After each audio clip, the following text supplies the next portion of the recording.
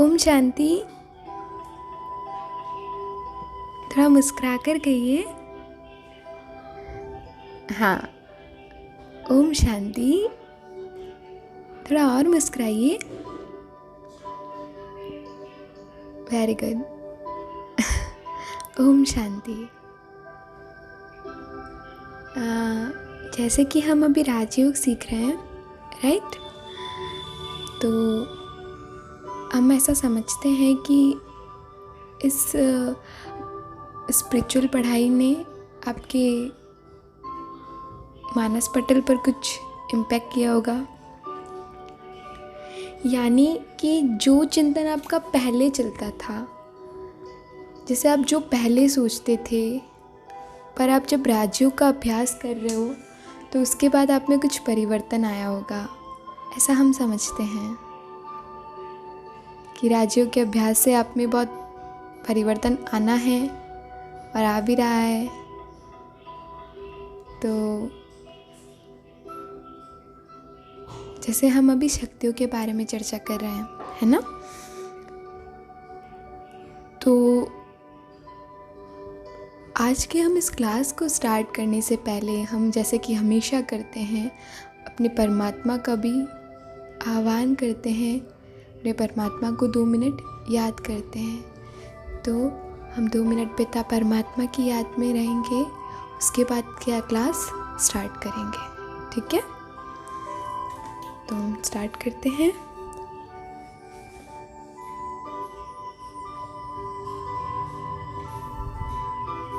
मैं आत्मा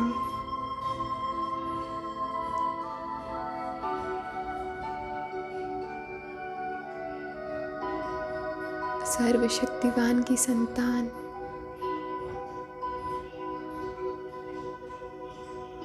सर्व शक्तियों सर्व गुणों से संपन्न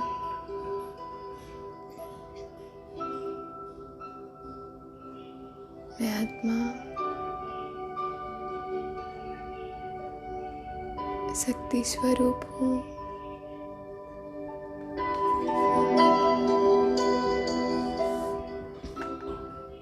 I am a powerful soul. I am a powerful soul. I am a powerful soul.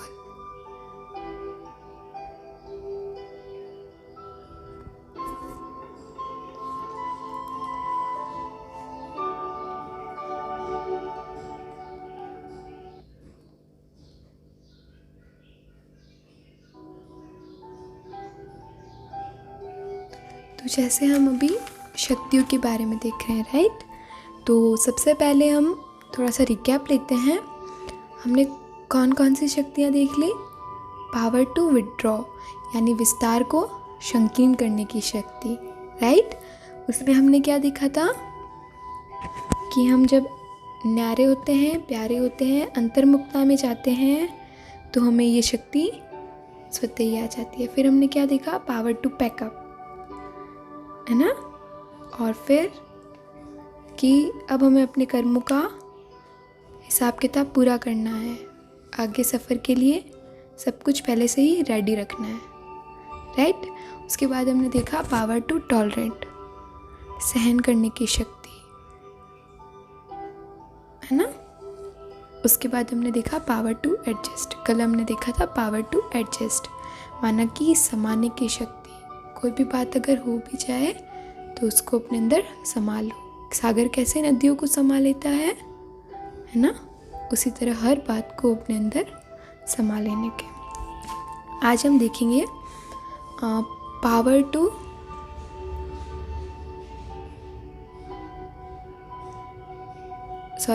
आज हम देखेंगे परखने की शक्ति। परखने की शक्ति माना जैसे आज के समय में हम देखते हैं कि धोखे का ज़माना है ना? तो जब हम कोई भी ऐसे चमकती हुई चीज़ हम जैसे देखते हैं तो वो हीरा तो नहीं हो जाती।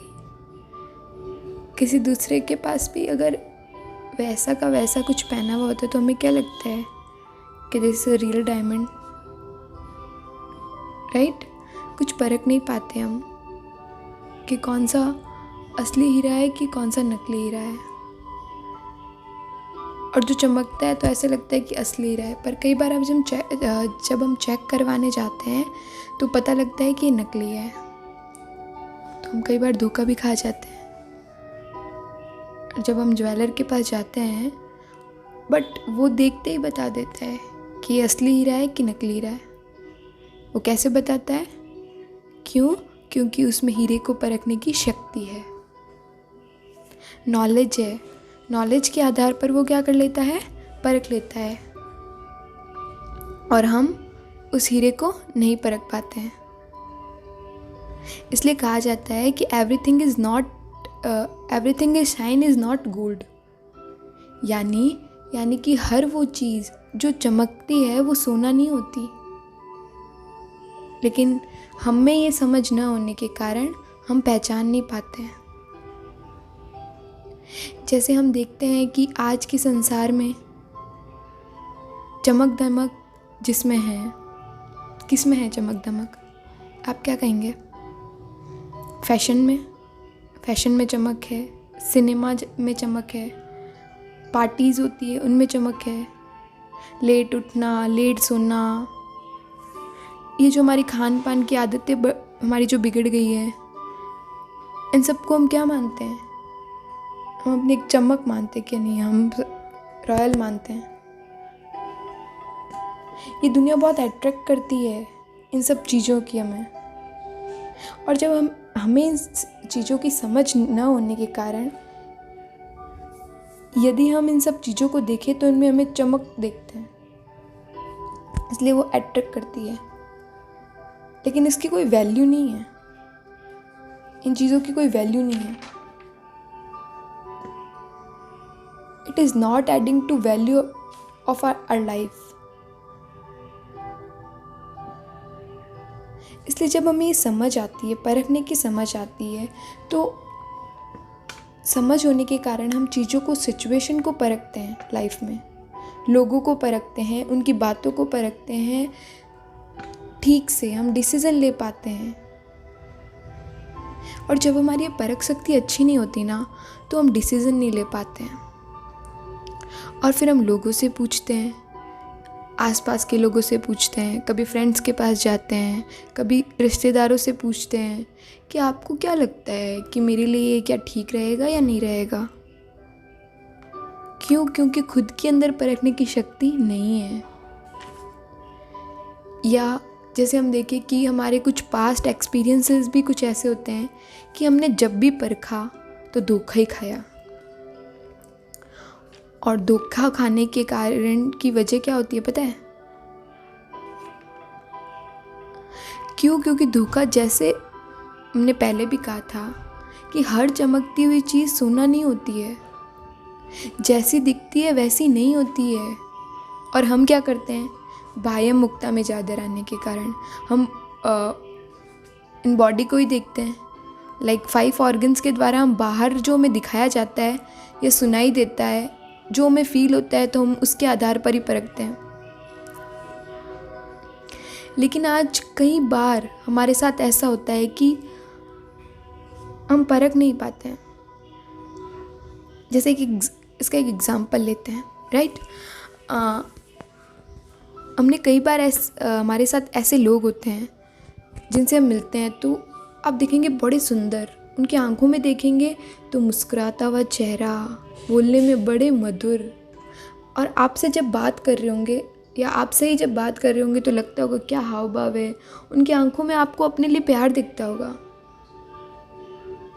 जैसे आपसे कितना प्यार करते हैं, आपके वेल विशर हैं पूरे। और उनसे मिलकर, उनकी बातों को सुनकर ऐसा लगता है कि उनसे बड़ा वेल विशर हमारे लिए कोई नहीं है दुनिया में। लेकिन लेकिन लेकिन लेकिन जब हम इस रूप में उनको परखते हैं तो कई बार हम धोखा खा जाते हैं। ज़रूरी नहीं है कि जो मीठा मीठा बोल रहा है वो अच्छा है, नहीं। हम लोगों को कैसे जज करते हैं?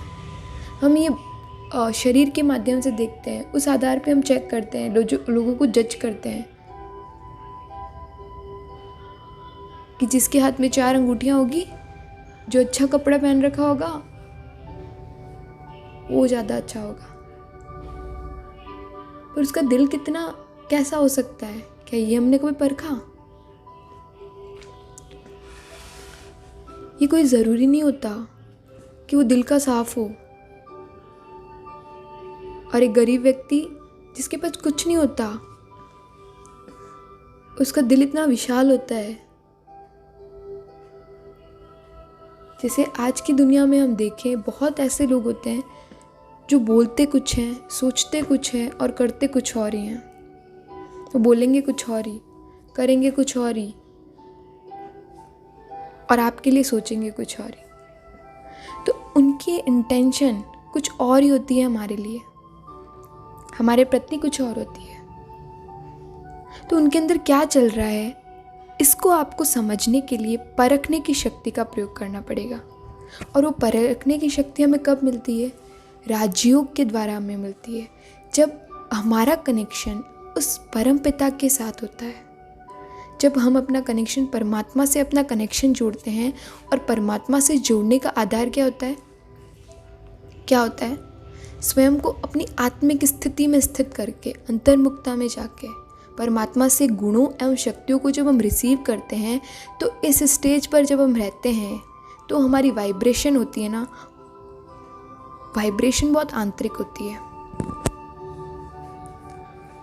वो सामने वाले की वाइब्रेशन कैच कर लेती है, जो इन आंखों से कैच नहीं कर पाते हैं, जो इन कानों से सुनकर नहीं कैच कर पाते हैं।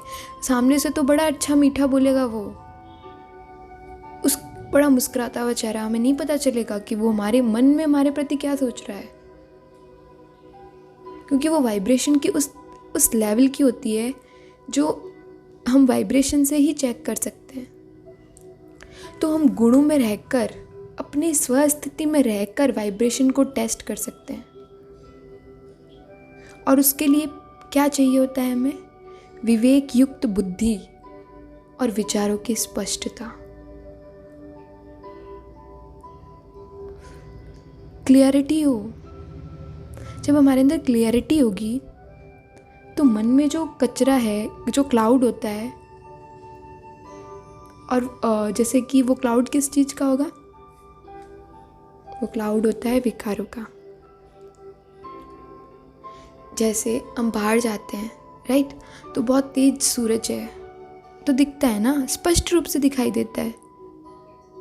लेकिन बीच में ही अगर कोई बादल आ जाए तो हमको सूरज नहीं दिखता है। तो इसका मतलब ये थोड़ी है कि सूरज कहीं चला गया। नहीं, सूरज कहीं नहीं गया, बल्कि बादल है, इसलिए वो हमें दिखाई नहीं दे रहा। इसी तरह से कई बार हमें ज्ञान नहीं होता है, लेकिन हमारे अंदर विकारों का बादल आ जाता है, तो हमें स्पष्ट दिखाई नहीं देता है, तो हम सिचुएशन को परख नहीं पाते हैं। जैसे एक छोटा सा एग्जाम्पल लेते हैं, एग्जाम्पल के रूप में इसको समझने की कोशिश करते हैं। जैसे एक छोटा सा बच्चा है, वो पड़ोस में कहीं खेल रहा होता होगा, तो वो पीट कर आ जाता है। तो वो पीट कर आया तो घर में आप सीधा क्या पूछेंगे? किसने मारा तुझे, है ना, राइट? तो वो क्या करेगा? छोटा बच्चा पड़ोसी के बच्चे का नाम लेता है और कहता है कि उसने मुझे मारा, है ना। और आप क्या करते हैं? क्योंकि आपको अपने बच्चों में क्या है, बच्चे के लिए मोह है। बच्चों के लिए हमें मोह होता है, तो हमें उसकी गलती भी नहीं दिखाई पड़ती। और हम क्या करते हैं? ना बात को पूरा सुनते हैं और जाते हैं उससे लड़ाई करने को। But I am not saying कि आप ऐसा ही करते हैं। लेकिन जब व्यक्ति मोह के वश होता है ना, तो उसको पता ही नहीं लगता कि उसके बच्चे सही है कि गलत है। हम क्या करते हैं? जब मेरे बच्चे को मारा, इतनी बुरी तरह से मारा, हिम्मत कैसे हुई उसकी, तो हमें जब गुस्सा आ जाता है तो हमारे अंदर क्या हो जाता है, क्लियरिटी ख़त्म हो जाती है और हम सिचुएशंस को ठीक से परख नहीं पाते हैं।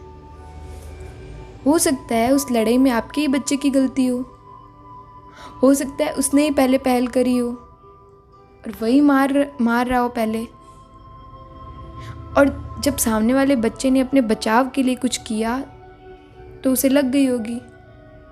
तो हम सिचुएशन को नहीं समझ पाते हैं। क्यों? क्योंकि हमें स्पष्टता नहीं होती, तो बुद्धि काम नहीं करती।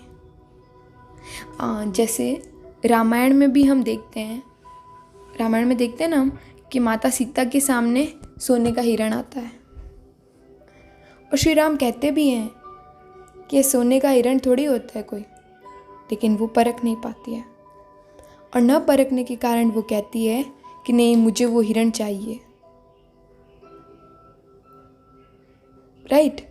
तो वास्तव में तो ये कहानी हम लोगों को समझाने के लिए बनाई है। पॉजिटिव के साथ रावण नेगेटिव है रावण एक कैरेक्टर, तो उसको भी दिखाया है जिससे कि हमको मैसेज मिल सके कि हर वो चीज़ जो चमकती है वो सोना नहीं होती। इस कहानी से हमको मिलता है कि हम किसी बाहरी आकर्षण या चमक में ना फंस जाएं और अपनी बुद्धि से परखें कि सोने का हिरण नहीं होता है। तो हमको ये मैसेज देने के लिए कहानी बनाई है, लेकिन कहानी में हमको मैसेज क्या मिलता है?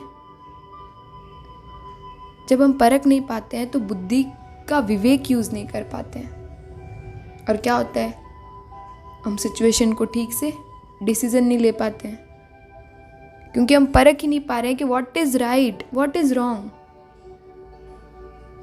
और फिर हम बार बार गलती कर जाते हैं। और जब हम बार बार गलती कर जाते हैं तो उसमें भी क्या दिखाई देता है, जैसे वो सोने की हिरण की पहचान नहीं कर पाई तो दूसरी बार क्या हुआ,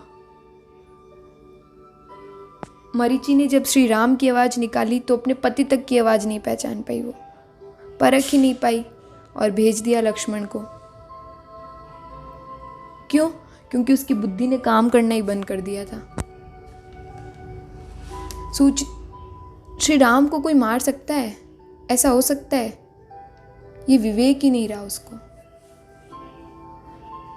और जब बुद्धि में से पर्दा चला आता है ना, तो बुद्धि और कमज़ोर होती चली जाती है। और फिर हमने क्या देखा उसके विषय में कि रावण भी आया साधु का वेश लेकर आया, तो उसको वो ये भी नहीं परख पाई कि साधु है कि रावण है।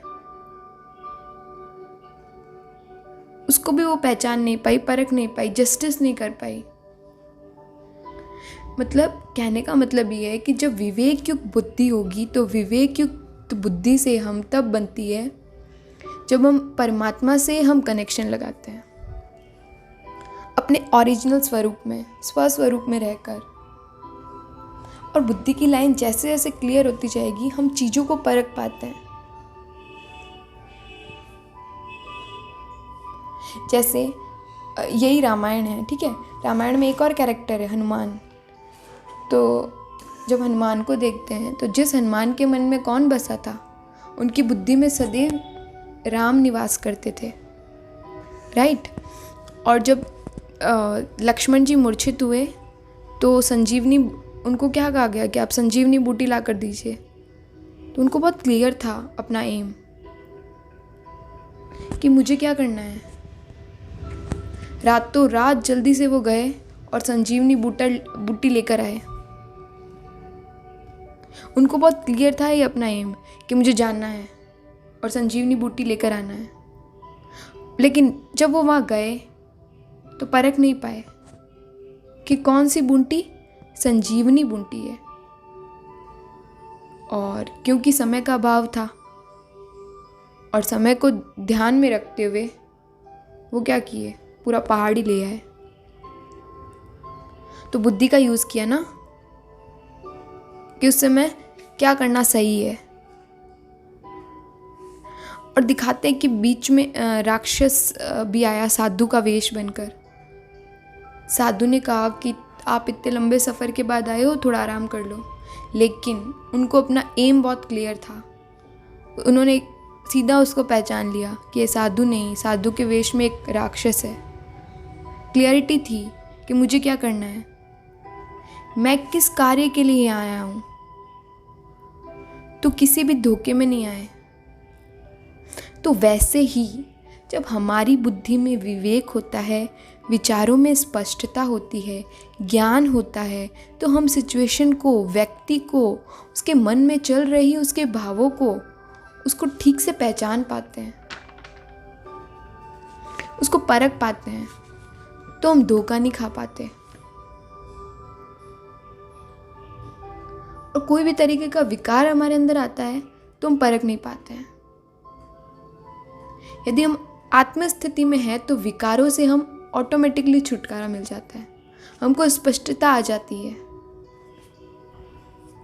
और इसलिए जब हम राजयोग का अभ्यास करते हैं, धीरे धीरे हमारे अंदर परखने की शक्ति बहुत बढ़ जाती है।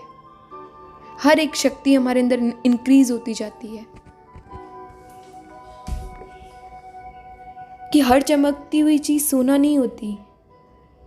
हर जो आकर्षण हमें जो दुनिया में दिख रहा है वो क्या मेरे लिए यूज़फुल है, क्या मेरे लिए इन्फॉर्मेशन है कि नहीं है,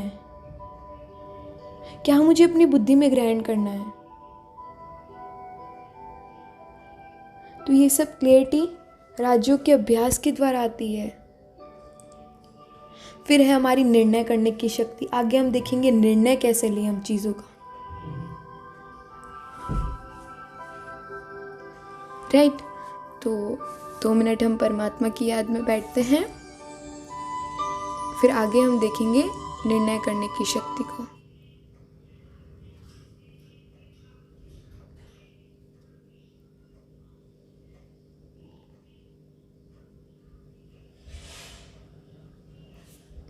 शक्तिशाली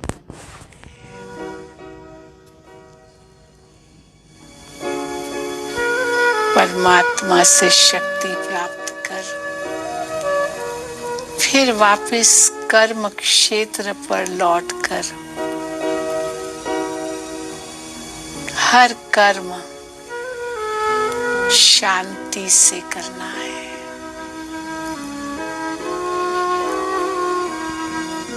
तब हमारा हर कार्य सफल होगा, सार्थक होगा, श्रेष्ठ होगा। यही राजयोग की प्राप्ति है।